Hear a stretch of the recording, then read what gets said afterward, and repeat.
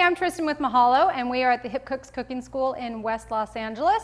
And today we're talking seasoning our turkeys.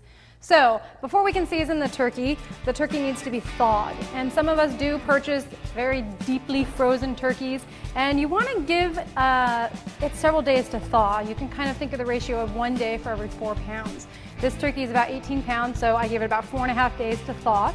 If you buy a fresh bird, you don't need to worry about it thawing at all. But we do also need to bring it to room temperature, so this is a thawed and room temperature turkey. Seasoning is something you want to do 2 days ahead of time before you choose to serve your bird. I have a bowl here with kosher salt and a little sprinkled pepper or ground pepper in there. And I put it in its own separate bowl because I need to be able to dig into my salt and rub it all over the turkey inside and out, and I don't want to be spreading any of the foodborne illnesses. So give yourself a separate place where you can pull that salt from.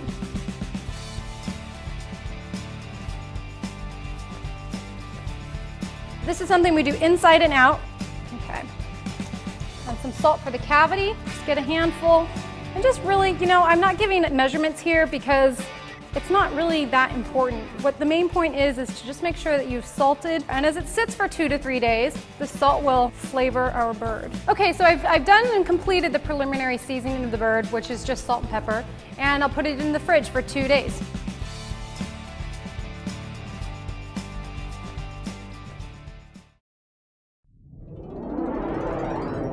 Two days is up. Okay. Our bird is ready for the second part of our seasoning process. The 2 days is great. It allows the salt to really sink into the bird, tenderize it a bit, give it extra flavoring. And that also did give it time to air dry because we want dry turkey to go into the oven. We don't want any extra moisture. So you want to make sure that it is nice and dry. So I've thought that I would season this bird with sage, and I have some rosemary and some parsley. So for seasoning, I like to put it up under the skin. So I'm going to first use my fingers to reach up under the skin and gently loosen the skin from the breast meat. So get your fingers down as far as you can on both sides.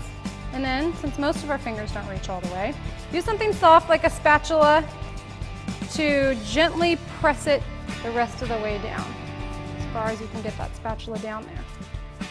And this gives us a place where we're going to put in different seasonings and leaves, and herbs rather, to really season this turkey. Okay, sage leaves. This lends to pretty presentation as well. Just kind of tuck it up under the skin. And push it down a little bit with the spatula.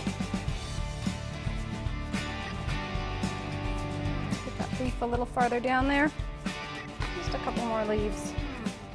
So that's just really for aesthetics to put it there. And then inside the cavity is where we want to put some other herbs. So I have a little bit more sage. I'll toss that in there. I have a lovely amount of rosemary. And since I like rosemary, I'm going to fill the cavity with those herbs. And I have a little bit of parsley. And that will go inside as well. So the rosemary, sage, and parsley that I put into the cavity will perfume the meat and give it a really nice flavoring. And then the turkey juice, as it drains from the turkey, will also have those flavors, which will really add to the turkey gravy that we make later. I want to tie those legs together. So a short piece of string. Just tie these legs nice and tight. Make a quick knot on one of the legs. Tug it over, grab the other, and just wrap it so that those 2 legs are touching. And then we will knot it to tie it off.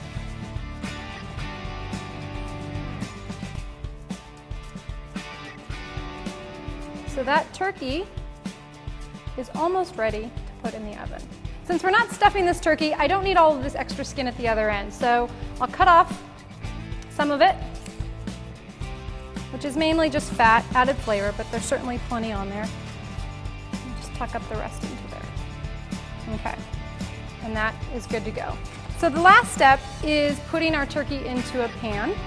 And we can create a herb base with the types of herbs that we put in the bottom, really piling up the rosemary and some more of our parsley.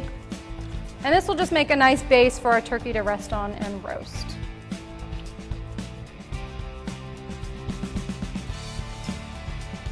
Okay, and to help with making the golden skin, take some butter, or if you're so inclined, you can use olive oil. Either one, but this will just help it get nice and toasty and brown and also add some more fatty flavor. So get all the pieces here. And that is seasoning a turkey. If you'd like to see me prepare any other dishes, please send an email to requests@mahalo.com. And in the meantime, check out all of our other awesome videos.